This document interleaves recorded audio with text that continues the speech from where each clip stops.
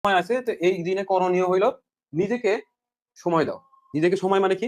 কোনোভাবে অসুস্থ হওয়া যাবে না। অসুস্থতা কিন্তু বলে কেউ আসে না। তারপরেও কি আমাদের সতর্ক থাকা লাগবে।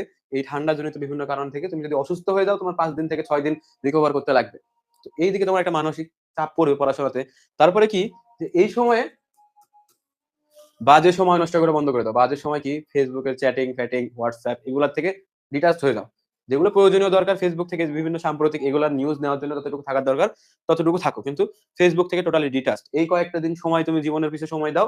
দেখো আর ১ মাস পরে তোমার পরীক্ষাতে যদি পরীক্ষা ভালো হয় তাহলে তুমি থাকবে রাবিতে, ঢাবিতে কিংবা বিভিন্ন তোমার স্বপ্নের পাবলিক বিশ্ববিদ্যালয়ে। তো এইজন্য বললাম সতর্কতা থাকা লাগবে। পাশাপাশি নিজেকে সময় দেওয়া লাগবে, পড়ার টেবিলে সময় দেওয়া লাগবে এবং পড়াগুলাকে গুছায় নেওয়া লাগবে। তারপরে কি এই ২০-২৫ দিনের মধ্যে তুমি যেসব টপিক গুলা রিভাইজ করছো সেগুলাতে একটা করে দাগ দাও যে আমার একবার করে রিভাইজ হয়েছে। তো ওইটার পরে আরেকটা দাগ দাও ২ বার রিভাইজ হয়েছে। একটা টপিক যখন তুমি পড়বা 60% পোস্ট তোমার নিজের মধ্যে কমন থাকবে যেগুলো আমি পারি। তো ওইগুলা দেখার দরকার নাই। যেগুলা কঠিন তুমি পারবে না ওগুলোর উপর একটা দাগ দিলে। একবার রিভাইজের সময়। আরেকবার রিভাইজ যখন দিবা তখন ২ টা দাগ হইলো। তো পরীক্ষার আগে যাতে তোমাদের যেসব প্রশ্নগুলা সমস্যা ওগুলোতে ৩ টা করে স্টার হয়ে যায়।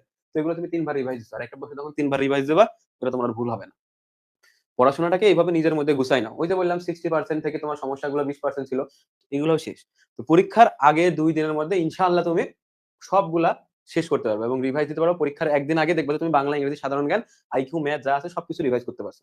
দিন শেষে তখন পরীক্ষার আগের দিন রাত্রে একটু গল্পগুজব করে সময় কাটাবা। ফ্যামিলির সাথে সময় কাটাবা, আব্বু-আম্মুর সাথে সময় কাটাবা। যেই দেখবা একটু ডোপামিন নিঃসৃত করবা মাথা থেকে সেই দিন। যাতে পরীক্ষা পরের দিন ভালো হয়। পরীক্ষার আগের দিন রাত্রে প্রেশার নিয়ে পড়ে চান্স হবে না। তো যেটা বললাম এতটুকু মাথায় রাখো আমরা ক্লাস শুরু করব।